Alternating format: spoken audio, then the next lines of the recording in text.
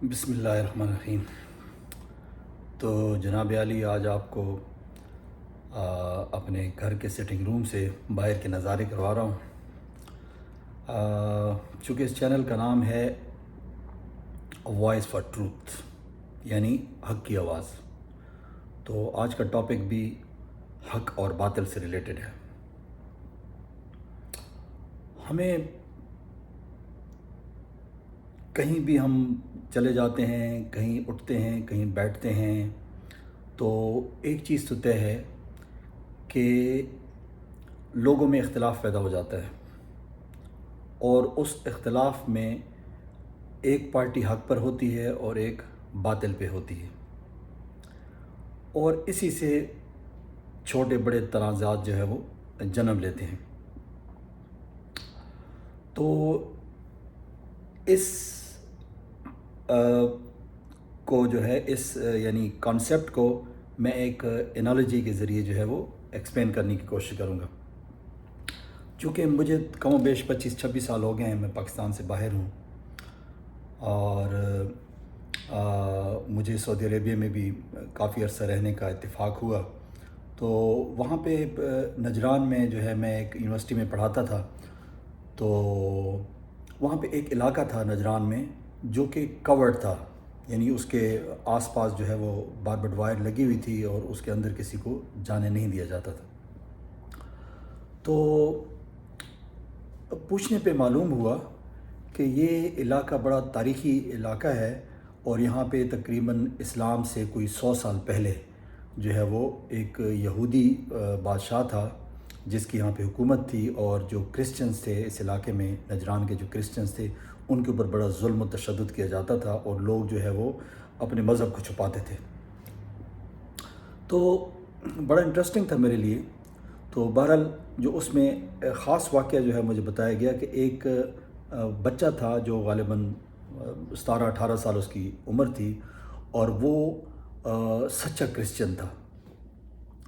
اور ایک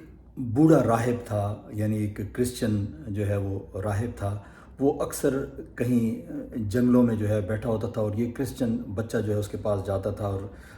عیسائیت کی تعلیم حاصل کرتا تھا۔ تو یہ بات بادشاہ کے نالج میں جو ہے کسی چمچے کڑچے نے پہنچا دی کہ جناب یہ بچہ جو ہے یہ مطلب ہے کہ جاتا ہے وہاں پہ اس بوڑھے راہب سے ملتا ہے، اور یہ کرسچینٹی کی تعلیم کو جو ہے وہ فروغ دے رہا ہے، اور یہ ہمارے لیے خطرے کا باعث بن سکتا ہے۔ تو اس پہ جو ہے وہ بادشاہ نے جو ہے اس بچے کو بلایا اور اس کو سمجھایا کہ بیٹا یہ کام چھوڑ دو، تو بچہ نہ مانا، اور پھر اس نے اپنی روش جاری رکھی۔ تو اس پہ پھر جو ہے بادشاہ کے سپاہیوں نے اس کو جو ہے وہ دوبارہ پکڑ کے بادشاہ کے سامنے پیش کیا، اور کہا کہ آپ حکم کریں، جو ہے ہم اس کا کیا کریں۔ تو بادشاہ نے کہا کہ ایسا کرو کہ اس کو کسی جنگل میں چھوڑاؤ جہاں پہ اس کو جنگلی جانور چیر پھاڑ کر کے اس کو کھا جائیں گے، اور جو ہے اس سے ہماری جان چھوٹ جائے گی۔ تو انہوں نے ایسے کیا۔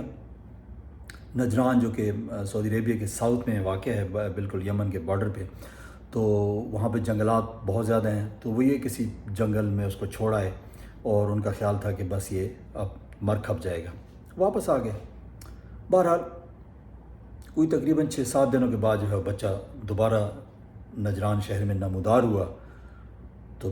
جب لوگوں کو پتہ چلا، پھر جناب اس کو پکڑ کے بادشاہ کے پاس لے گئے، اور بادشاہ نے پوچھا کہ بھئی ہم تو تمہیں جنگل میں چھوڑ کے آئے تھے اور تم کیسے بچ نکلے؟ تو اس نے کہا میرے اللہ نے مجھے بچا لیا۔ تو بادشاہ کو بڑا سا غصہ آیا، اور اس نے اپنے جو ہے وہ جو اس کے باڈی گارڈز تھے، جو اس کے سپاہی تھے، ان کو بڑا ڈانٹا، اور ان کو کہا کہ اس کو جاؤ اور کسی اونچے پہاڑ سے اس کو نیچے پھینکو تاکہ جو ہے اس کی موت واقع ہو جائے۔ وہ دوبارہ جناب اس کو پکڑ کے لے گئے، اور نجران کے کسی اونچی پہاڑی پر جا کے تو ہے اس کو اوپر سے نیچے پھینکا، اور وہ اتنی اونچائی سے جب پھینکا تو ان کا خیال یہی تھا کہ مر جائے گا، تو وہ واپس آ گئے۔ اس کے بعد پھر کوئی تقریباً ہفتہ 10 دن کے بعد جو ہے بچہ دوبارہ نمودار ہوا، بالکل ٹھیک ٹھاک، بالکل صحیح سلامت۔ لوگ حیران پریشان، دوبارہ سپاہیوں نے پکڑ کے بادشاہ کے پاس پیش کیا، اور بادشاہ نے کہا کہ بھئی تمہیں تو اتنی اونچی پہاڑی سے پھینکا گیا تو کیسے بچ گئے؟ اس نے کہا جی مجھے میرے اللہ نے بچا لیا۔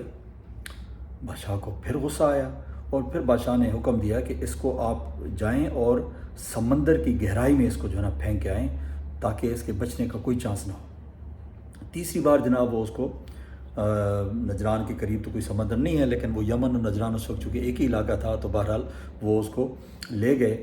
اور سپاہی جو ہے سمندر کے وسط میں جا کے، وسط سے مراد یہی ہے کہ کافی گہرائی میں جا کے جو ہے اس کو پانی میں پھینک دیا۔ تھوڑی دیر انتظار کیا، بچے کی کوئی جو ہے وہ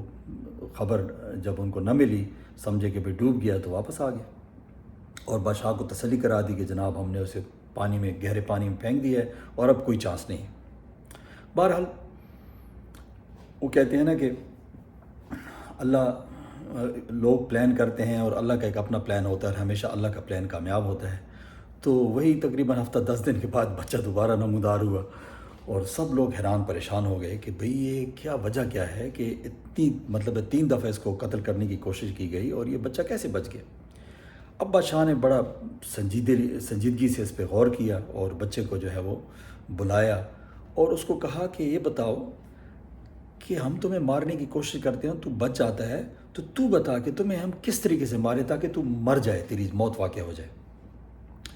بچے نے کہا کہ جناب میں آپ کو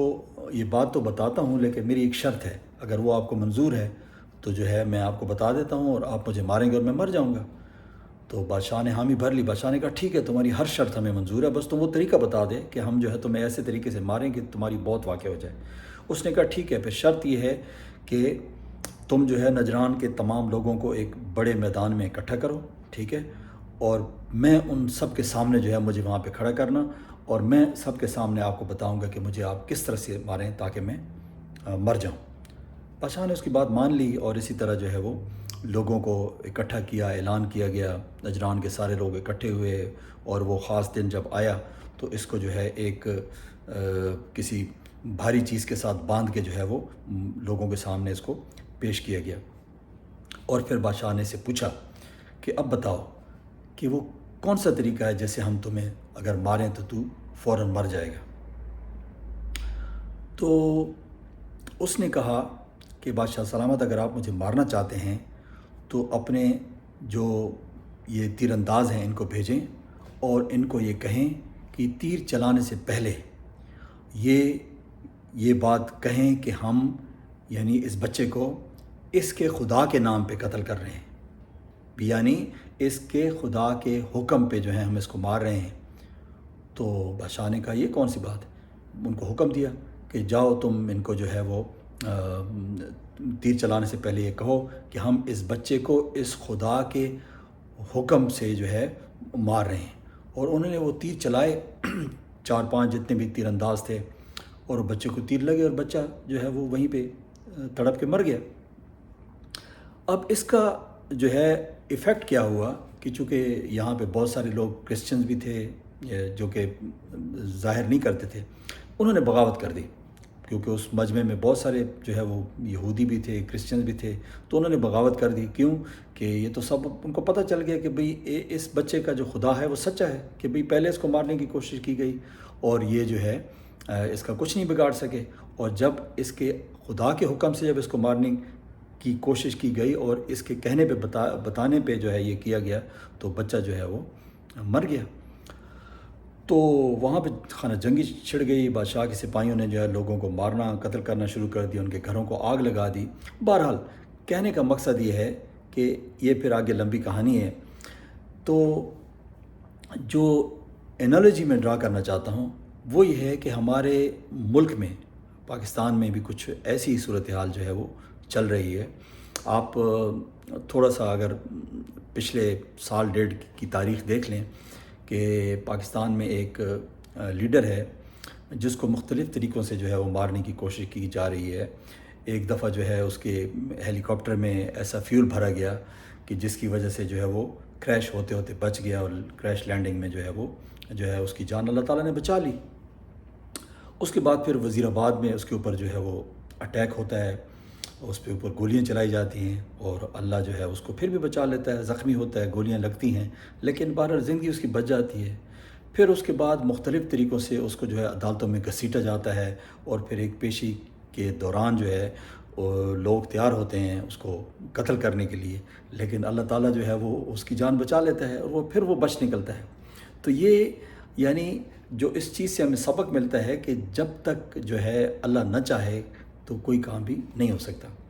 اور اس تمام حربے جب ناکام ہو جاتے ہیں تو پھر ایک اور پلاننگ کی جاتی ہے بڑوں کی طرف سے، اور وہ پلاننگ آپ کو پتہ ہی ہے کہ وہ 9 مئی کا جو واقعہ ہوا تھا کہ یعنی جو ہے وہ ایک آدمی جو کہ عدالت ہائی کورٹ میں موجود ہے، اپنے آپ کو جو ہے وہ قانونی کارروائی میں جو ہے وہ ان پروسیس ہے، عدالت کے رحم و کرم پہ اس نے چھوڑ دیا ہے اور وہ اپنے بایو میٹرک کروا رہا ہے، اور عدالت کے اندر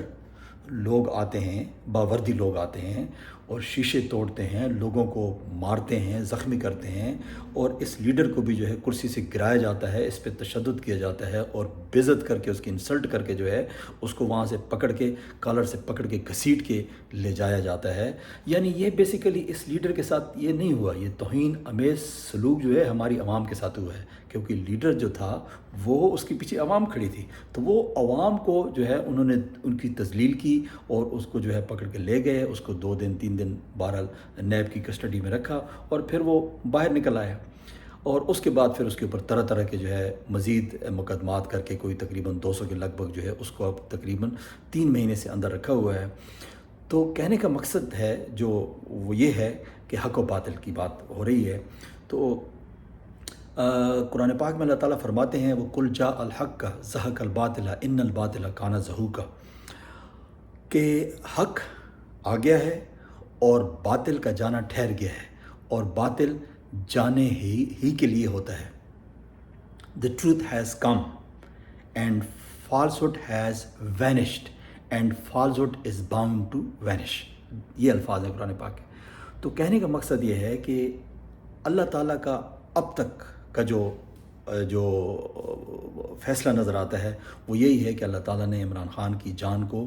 بچانا ہے اور ان سے کوئی بڑا کام لینا ہے۔ تو اس لیے وہ تمام لوگ جو پلاننگ کر رہے ہیں ان کو میرا خیال ہے اللہ کی پلاننگ کے سامنے اپنے آپ کو سرنڈر کر دینا چاہیے، کیونکہ وہ اللہ کا مقابلہ نہیں کر سکتے۔ اس بندے کو اللہ تعالیٰ نے کسی خاص مقصد کے لیے چن لیا ہے، وہ چاہے اس نے ماضی میں جو کچھ کیا ہو، وہ گناہ گار آدمی ہوگا، بہت کچھ کیا ہوگا، لیکن انسان جو ہے جو مرضی کر لے، لیکن جب وہ اللہ کے سامنے توبہ کر لیتا ہے اور اس کے بعد جو ہے اپنی اصلاح کر لیتا ہے، تو اسلام تو یہی کہتا ہے کہ آپ اس کے پرانے اعمال کا اس کو آپ تانا نہیں دے سکتے۔ تو آج کل کیا ہو رہا ہے، اس کے اوپر کتابیں لکھی جا رہی ہیں جناب، کبھی ایک آتا ہے، کبھی دوسرا آتا ہے، کبھی کیا کہتے ہیں اس کو، کبھی کیا کہتے ہیں، کبھی اس کی فیملی پہ اٹیک، کبھی جو ہے اس کے دوسرے جتنے بھی مطلب ہے کہ اس کے رشتہ دار ہیں ان کے اوپر اٹیک، ان کی تذلیل، سب کچھ ہو رہا ہے۔ لیکن پھر وہی بات آ جاتی ہے حق اور باطل کی، کہ اس وقت جو ہے